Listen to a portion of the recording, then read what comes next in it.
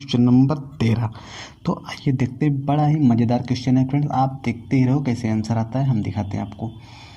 एक अपूर्ण मंदिर के आधार से 30 मीटर, मेरे भाई अपूर्ण मंदिर लिखा है मतलब कि मंदिर पूरा कंप्लीट नहीं बना है, तो ये मानते हैं अपूर्ण मंदिर है। इसके आधार, ये आधार है मेरे भाई, आधार से 30 मीटर की दूरी पर, ये मान लिए 30 मीटर की दूरी पर स्थित किसी बिंदु से उसके शिखर का, जहाँ तक बना है ना, उसके शिखर का जो उन्नयन कोण है ना मेरे भाई, ये आपको 30 डिग्री दे रखा है। कितना मेरे भाई? 30 डिग्री। मंदिर कितना ऊंचा और बनाया जाए, कह रहा है कितना ऊंचा है, इसके ऊपर कितना और बनाया जाए कि उसी बिंदु पर उन्नयन कोण, और जो बनने वाला कोण है ना मेरे भाई, ये 45 का हो जाए। ये कितने का हो जाए मेरे भाई? 45 का। तो इतने को हम x मान लेते हैं और इतने को मेरे भाई h मान लेते हैं। तो अब हमको निकालना है x की मान। किसका मेरे भाई? x का मान। आप गौर से देखो, अगर मैं नामकरण कर दूँ a b, इसका नाम c मेरे भाई, और इसका d। आप देखो तो पहले मैं बड़े वाले में चलता हूँ, किस त्रिभुज में? a b d में। आप गौर से देखो, अगर ये पूरा 45 है ना मेरे भाई, तो ये भी 45 हो जाएगा। अगर ये कोण 45 हो गया तो इसके सामने की ये भुजा और इसके सामने की ये भुजा आपस में बराबर हो जाएगी, अर्थात दो कोण बराबर हो गया तो दो भुजा भी बराबर होगी। तो हम कह सकते हैं ए बी बराबर बी डी के। तो यहाँ से आ जाएगा ए बी का मान 30 मेरे भाई, और इसका मान x प्लस एच। ये हमको पहला इक्वेशन मिल गया। अब आते हैं इस त्रिभुज में। किस त्रिभुज में मेरे भाई? इस त्रिभुज में, इस वाले में। उसका नाम क्या है? ए बी सी में। इसमें लगा देते हैं मेरे भाई tan 30 क्या है? h बटे h मेरे भाई कितना है? h है, और ये क्या हो जाएगा? लंब बटे आधार, आधार का मान है 30। इसका मान होता है 1/√3, तो बराबर h बटे 30 मेरे भाई। अगर यहाँ से मैं h बराबर निकालूं तो ये आ जाएगा 30/√3। √3 का ऊपर गुणा, √3 का नीचे गुणा, तो ये कितना बन गया मेरे भाई? 3 बन गया। अगर मैं 3 से इसको काटूँ 10 आ जाएगा, अर्थात 10√3 इसका मान आ गया h का। h का मान 10√3 आ गया मेरे भाई। तो इसका h का मान समीकरण 1 में रखने पर आप यहाँ लिखोगे h का मान समीकरण 1 में रखो। जब समीकरण 1 में हम रखेंगे तो हम देख रहे हैं x का मान आ जाएगा, तो x बराबर हो जाएगा मेरे भाई 30 माइनस h, और h का मान कितना है मेरे भाई? 10√3। यहाँ से अगर मैं 10 कॉमन कर लूँ तो मेरे भाई क्या आ जाएगा? 3 माइनस में √3, यहाँ से √3 भी कॉमन हो रहा है, तो 10√3 कॉमन कर लो तो ये आ जाएगा √3 माइनस 1। ये हमारा करेक्ट आंसर हो जाएगा मेरे भाई। x का वैल्यू, अर्थात मंदिर को इतना और बनाना पड़ेगा। क्वेश्चन नंबर 14 देखिए।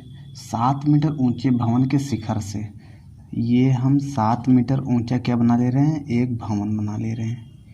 ये आपका 7 मीटर का है, ऊंचा भवन है।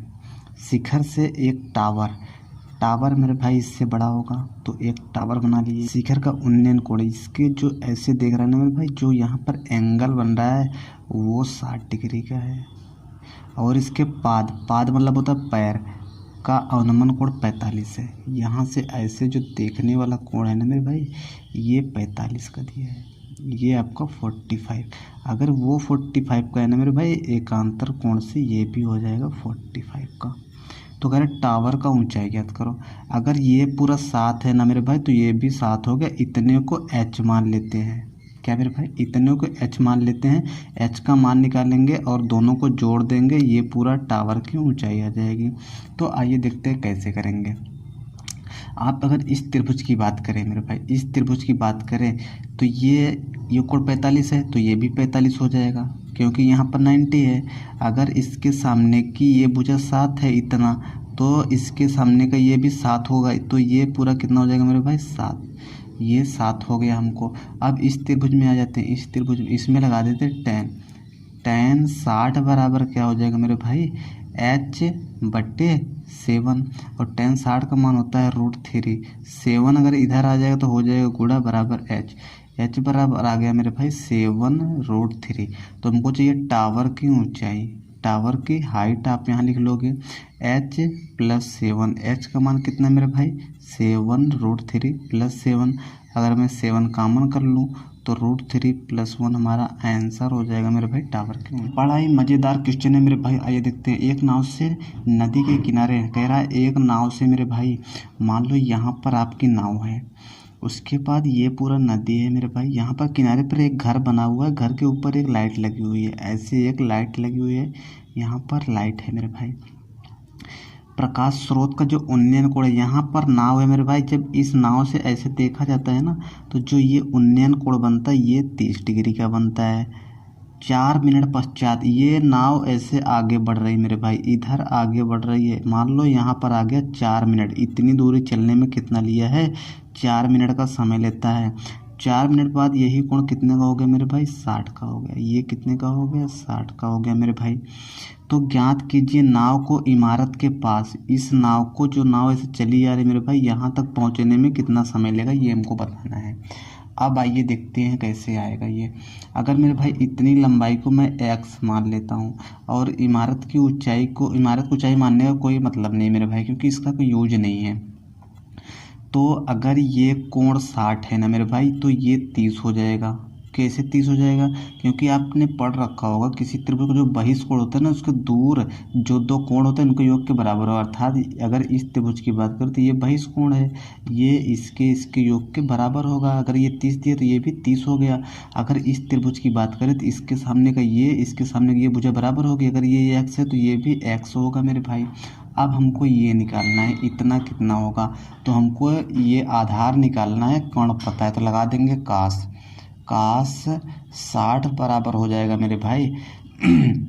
काश 60 बराबर होता है आधार बटे कोण, आधार का मान नहीं पता है मेरे भाई, इसको मैं y मान लेता हूँ, ये पूरा y मान लेता हूँ मेरे भाई, तो y बटे x है। तो 60 का मान कितना होता है मेरे भाई, इस 60 का मान होता है, काश 60 का मान होता है 1/2 बराबर y बटे x बराबर आ जाएगा मेरे भाई, सॉरी फ्रेंड, y बराबर आ जाएगा x/2, अर्थात x दूरी चलने में 4 मिनट ले रहा था, उसका आधा चलने में कितना लेगा मेरे भाई, आप ऐसे समझो x दूरी चलने में 4 मिनट ले रहा था। तो अगर मैं इधर से 2 भाग दे दूँ, इधर से 2 भाग दे दूँ तो ये कट जाएगा, 2 आ जाएगा, तो यानी कि आधी दूरी चलने में 2 मिनट ले रहा है, तो नाव को यहाँ तक पहुँचने में 2 मिनट का समय लेगा। अगर मेरे भाई यहाँ तक पूछ रहा हो तो 2 मिनट आएगा, अगर यहाँ से टोटल पूछ रहा है तो 4 ये + 2 6 मिनट आंसर आ जाएगा। जो पूछ रहा है उसके हिसाब से आप आंसर दे लो मेरे भाई।